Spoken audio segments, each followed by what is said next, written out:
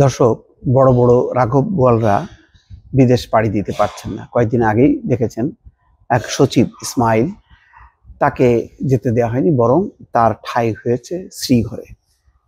আজকে আরেকজন, তিনি হচ্ছেন বিডিআর এর সাবেক মহাপরিচালক মঈনুল ইসলাম, তাকে এবং তার স্ত্রীকে বিমানবন্দরে থামিয়ে দেওয়া হয়েছে। তিনি কানাডায় যেতে পারেননি, কানাডায় ঢুকতে পারেননি, ইমিগ্রেশন পার হতে পারেননি, তাকে ফেরত পাঠানো হয়েছে।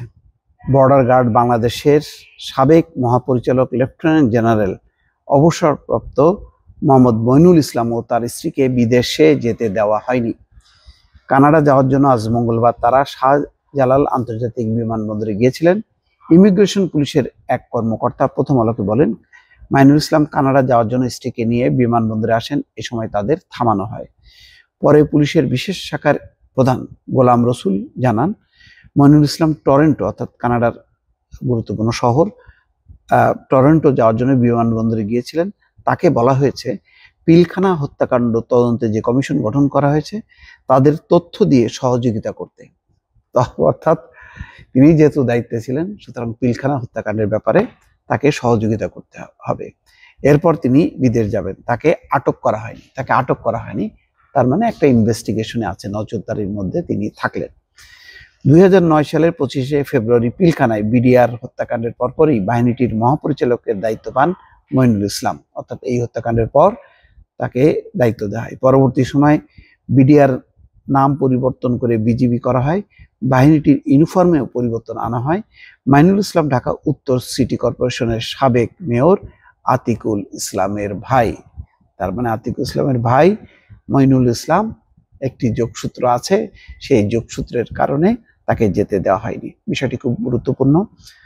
তাকে আটক করা হয়নি, তাকে এমন না যে তাকে অন্য কোনো মামলায় গ্রেপ্তার করা হচ্ছে, কিছুই না, কিন্তু খুবই গুরুত্বপূর্ণ পিলখানা হত্যাকাণ্ডটা সর্বোচ্চ গুরুত্ব দিয়ে সরকার এখন নতুন করে আবার ইনভেস্টিগেশন শুরু করেছে। একটি কমিশন গঠিত হয়েছে।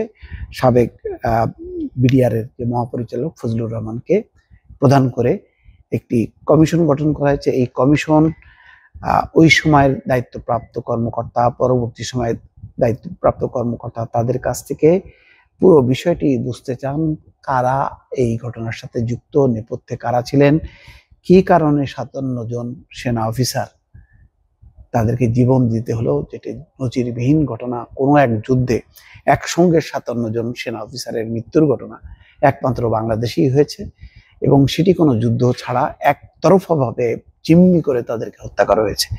বড় ধরনের ঘটনা। আরো অনেকে হতাহত হয়েছে।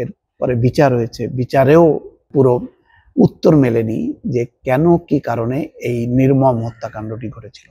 এখন রাজনৈতিক পট পরিবর্তনের পর কাদের কি ভূমিকা ছিল, সরকারের মন্ত্রীদের কি ভূমিকা ছিল, প্রধানমন্ত্রীর কি ভূমিকা ছিল, জেনারেল মঈনু আহমেদের কি ভূমিকা ছিল, পার্শ্ববর্তী দেশ ভারতের কি ভূমিকা ছিল, সবগুলো খতিয়ে দেখবে এই কমিশন।